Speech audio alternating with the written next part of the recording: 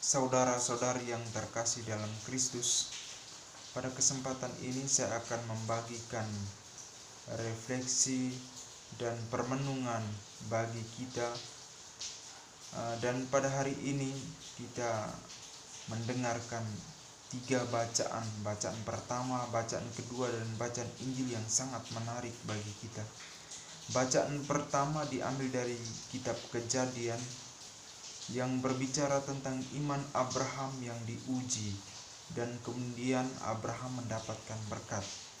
Dan di dalam bacaan kedua berbicara tentang keyakinan iman akan Allah yang rela memberikan putranya yang tunggal untuk membela kita manusia. Dan di dalam bacaan Injil dari Injil Markus berbicara tentang kemuliaan Allah di atas gunung. Saudara-saudari yang terkasih dalam Kristus, di dalam kehidupan kita di zaman sekarang, banyak orang untuk mencapai kesuksesan, untuk mencapai kebahagiaan atau untuk mendapat sesuatu, orang ingin sekali yang namanya instan atau cepat mendapatkan sesuatu. Dan tidak kalah pentingnya untuk mendapatkan sesuatu secara instan dengan menciptakan fasilitas-fasilitas yang dapat memudahkan orang, dan akibatnya orang tidak lagi berkorban untuk mendapatkan sesuatu.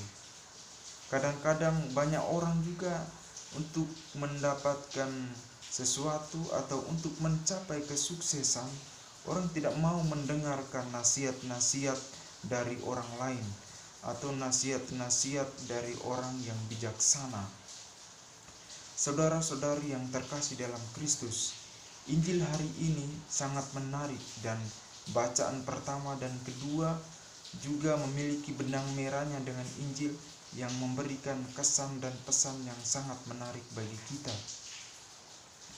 Saudara-saudari yang terkasih dalam Kristus, untuk mencapai kesuksesan atau kebahagiaan, kita harus melewati ujian atau tantangan, seperti yang dialami oleh Abraham sendiri.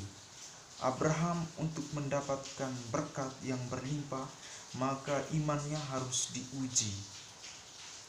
Allah mengukur imannya itu di dalam kisah yang kita dengar pada hari ini, sehingga Allah memberikan berkat yang berlimpah kepadanya.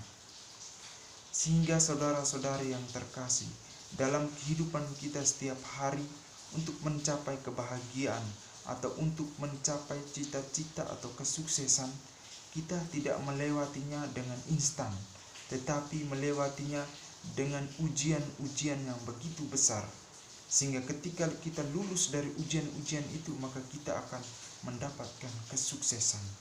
Sesuatu yang kita peroleh tidak dengan instan begitu saja.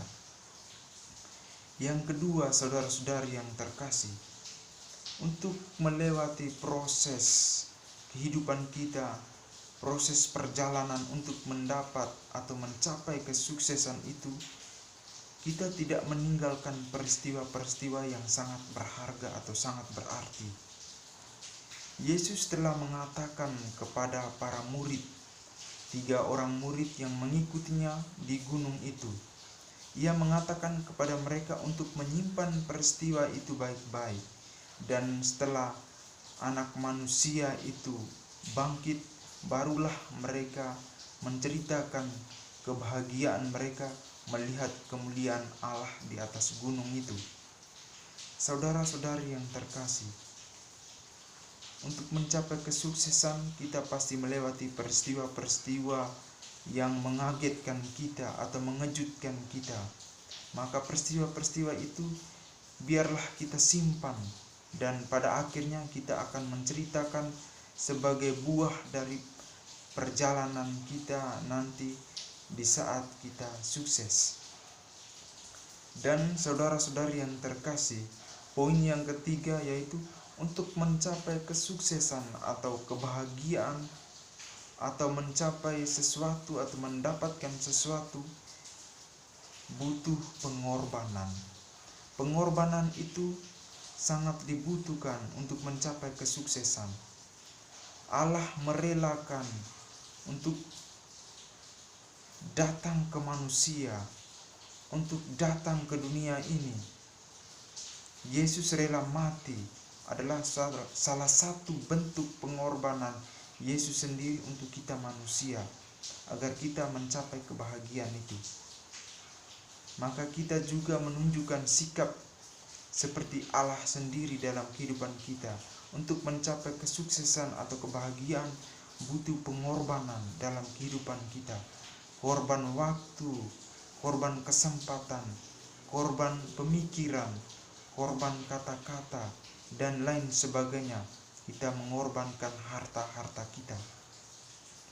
Saudara-saudari yang terkasih, untuk mencapai kesuksesan atau kebahagiaan, maka ada hal atau ada sesuatu yang berharga dari kita yang harus dikorbankan atau diserahkan. Allah mengatakan sendiri bahwa inilah anak yang kukasihi, dengarkanlah dia. Anak yang dikasihi oleh Allah itu dikorbankan untuk manusia, untuk kebahagiaan kita. Maka kita juga belajar dari Allah sendiri, mengorbankan hal atau mengorbankan anaknya sendiri.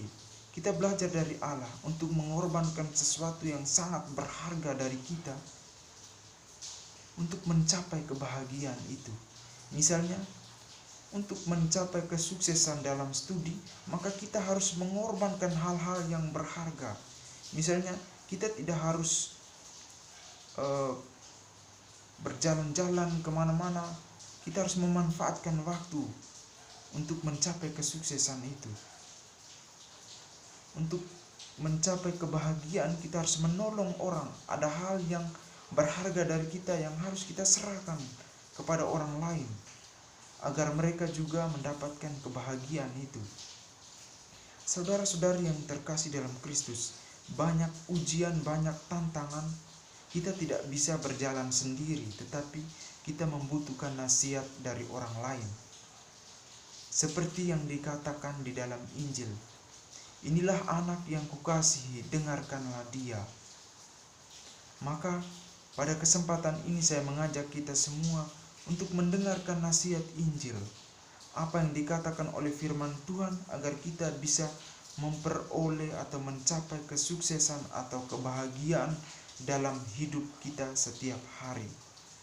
Saudara-saudari yang terkasih dalam Kristus, semoga Roh Allah yang Maha Kuasa membimbing dan memenuhi kita semua, agar kita untuk mencapai kesuksesan atau kebahagiaan kita harus berani melewati ujian atau cobaan dalam hidup kita, dan berani juga untuk rela berkorban demi kebahagiaan hidup kita di masa depan.